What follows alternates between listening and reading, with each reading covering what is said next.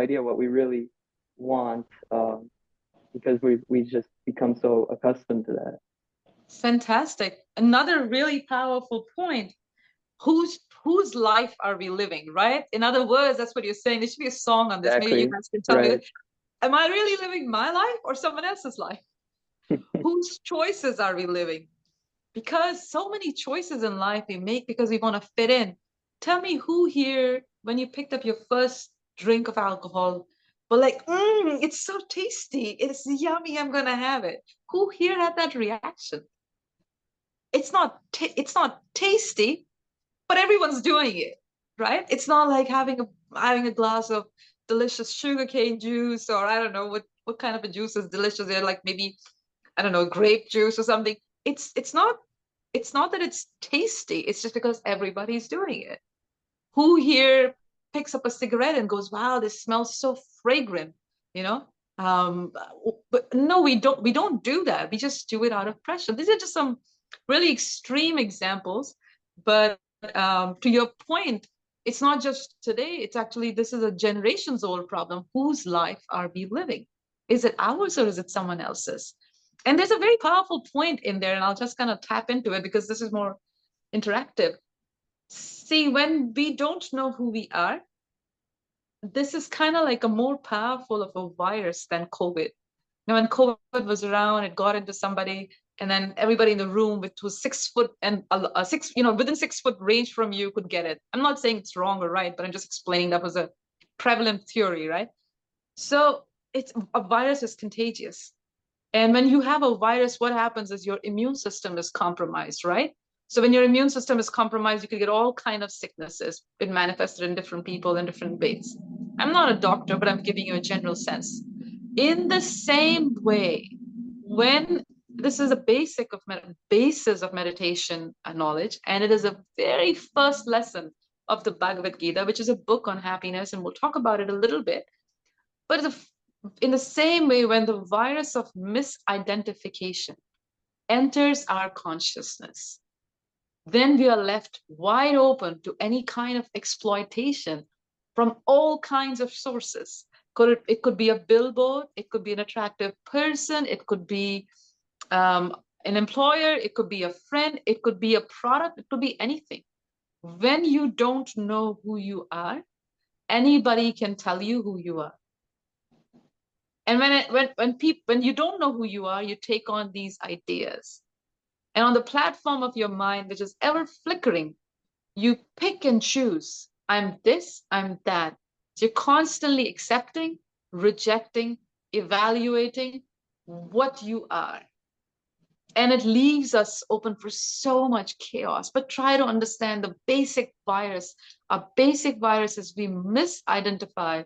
The eternal soul misidentifies with matter, which includes your body, which includes your mind, which includes the world around it. Misidentify as, and how do you misidentify?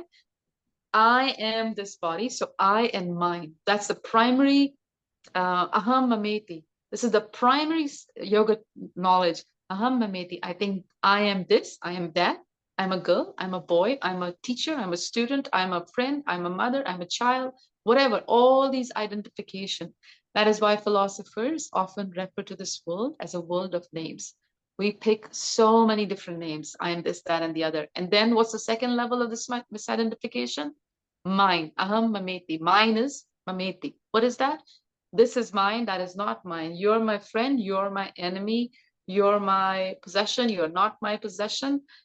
It's like the whole world gets divided into mine and not mine.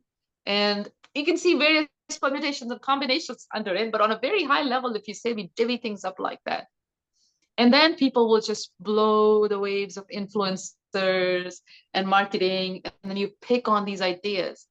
And then you're thinking, oh, I should be that successful person, and I am not that successful person. So there is a gap. And this gap is the degree of frustration in our life.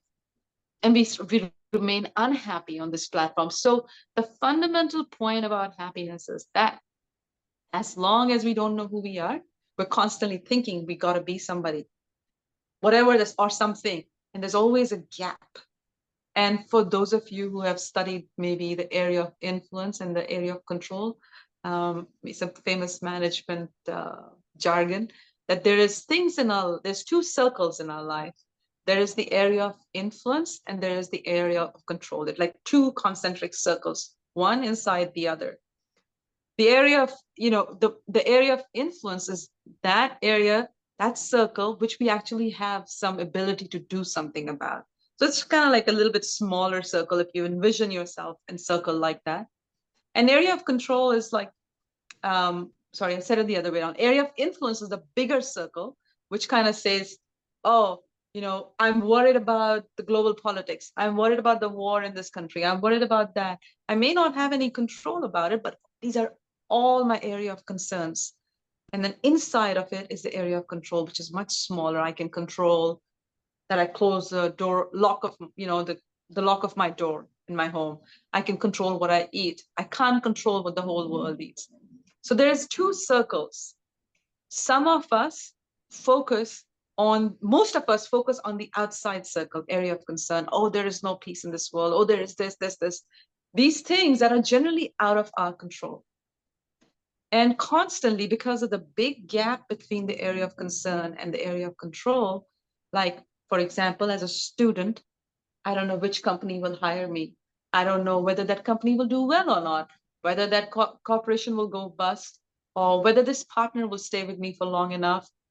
All these things that you have no control over, right? But they're all your area of concern. You constantly think about it, and it causes stress and anxiety in our life. While inside of it is a smaller area, which is really your area of control, like where you have some control, like you eat healthy, like you exercise well, take care of yourself, so that whoever you're with, at least you're healthy, small things that you have control over. We actually don't focus too much on that. We focus mostly on the area of concern. And because of the gap between the two, there's a lot of frustration in life, a lot of anxiety in our life. We constantly think about it. And what is recommended, and what the Bhagavad Gita, this ancient yoga text, will recommend is focus on your area of control. Focus on that which you can do something about. As you focus, as you hone in your energy, right? You breathe, you come together, you hone in your energy, and you focus on what you can do something about. Your area of control becomes bigger, bigger, and bigger.